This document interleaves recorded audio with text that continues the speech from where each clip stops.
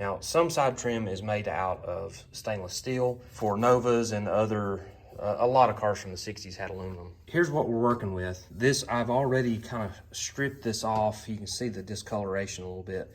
That's from where I used Easy Off oven cleaner to clean off the anodized coating. Eventually, I'll sand this after I work out the dings and dents. But all of this is basically like from little door dings. This is the outermost portion of the car. So these pieces get dinged up.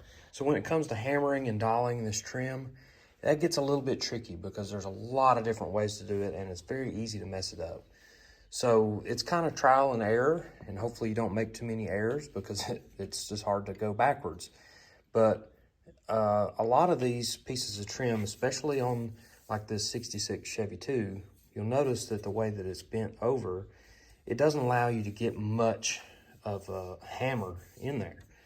So in that case, I use, this is part of the Summit Racing trim repair kit. And notice this hammer, it's very small, and it has a very small head on it, but it's got this chiseling end that fits down into that channel pretty well.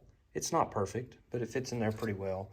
But what's really handy is some of these factory notches like this. That's where your clips slide in. Those notches are pretty handy. If you've got a spot right here, you can hammer it out very easily. So if something's really, really badly damaged, like more so than you can handle with just trying to get in at an angle like that, you can very carefully notch out, just like the way these factory notches are. You can very carefully notch that out and be able to access it from a more direct angle instead of having to kind of get inside of that channel like that. Another thing that I did, if you look right here, this is a chisel that came with the trim repair kit, but notice I ground the ends of it off. See how I made those two notches?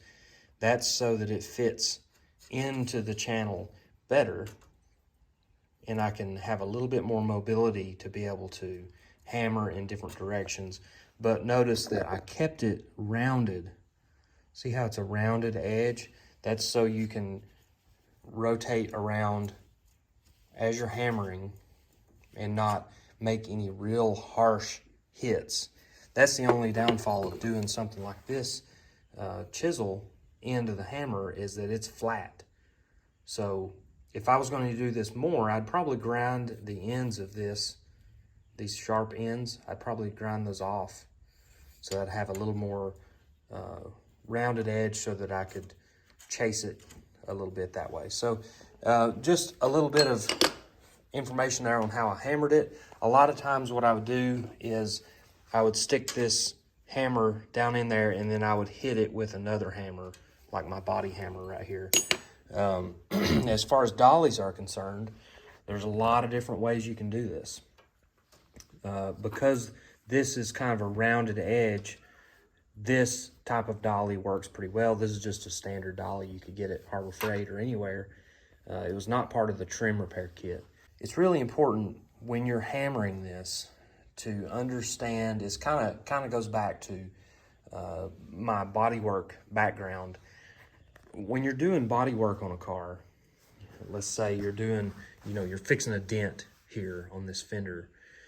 There are times where, you kind of want the metal to be in just a little, so that when you do your body filler, your Bondo or your putty or whatever you put, you want that to build out just a little bit so that you have a nice surface to blend in with the existing metal. Well, on this trim, it's actually a little bit of the opposite. You actually want the trim, the dents in the trim, you want them to actually poke out ever so slightly. Instead of being in ever so slightly, you want them to be out. And I'll tell you why. I'm going to unclamp this. I've got it clamped on this end to keep it stable. I'll flip it over here to show you one of these dents. You can probably see where I've been working a little bit here. This is a super tedious process. It is not something you can just do quickly. But that dent right there, the idea is to get that dent to be slightly higher than the rest of the trim. When I say slightly, I mean very slightly, not much at all. So you don't want it to be in, as in a dent. You actually want it to poke out just a little bit, because here's the reason why. When you're filing this with these little flat files, you're removing material to make this flat and smooth, to remove any dents or imperfections. Well, if you have a low spot, like this right here, when you start filing, you're removing material here and here to try to make it level. Well, that's almost impossible on this very thin aluminum.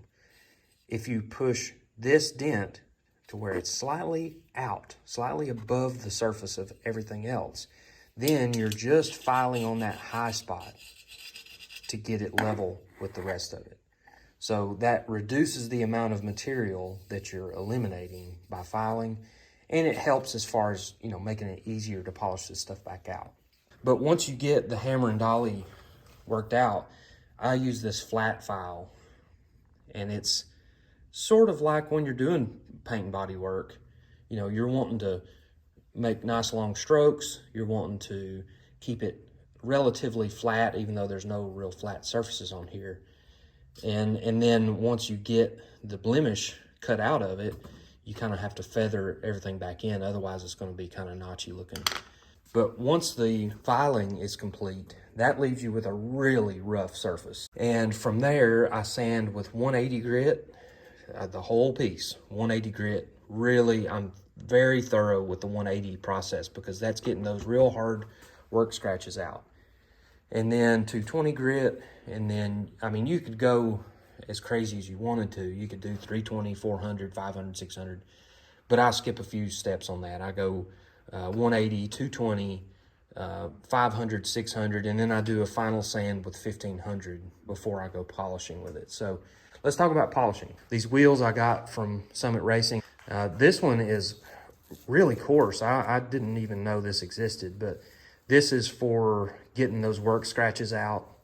That's your first step. You use a brown compound bar with that, and it does a good job on aluminum. The brown compound bar does a good job as your first cut on the wheel. So then you've got this this sewn cotton wheel.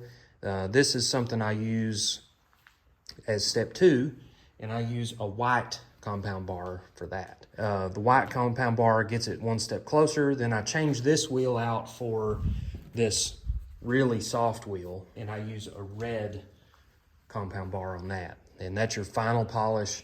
That's your final step on this buffer. If you want to go the next step, you can take mag wheel polish by hand and just, you know, rub it on there, kind of like you're polishing wheels or whatever. It polishes out really nice. These pieces got a few fingerprints and things on it, but with raw aluminum, you have to go back and repolish occasionally, because it naturally turns back to dull. You can send these things out to have them re-anodized, recoated at a plating shop. It's probably pretty expensive, probably more than what I would spend. So in our case, we just have to know that we have to repolish this from time to time. And hopefully you enjoyed it. Hopefully you learned something from it, because honestly, there's not a whole lot of videos on how this process works. There's some on how to polish. There's some on, you know, hammering and dollying, but there's not something that shows you kind of start to finish how to get from point A to B on this. So thanks for watching.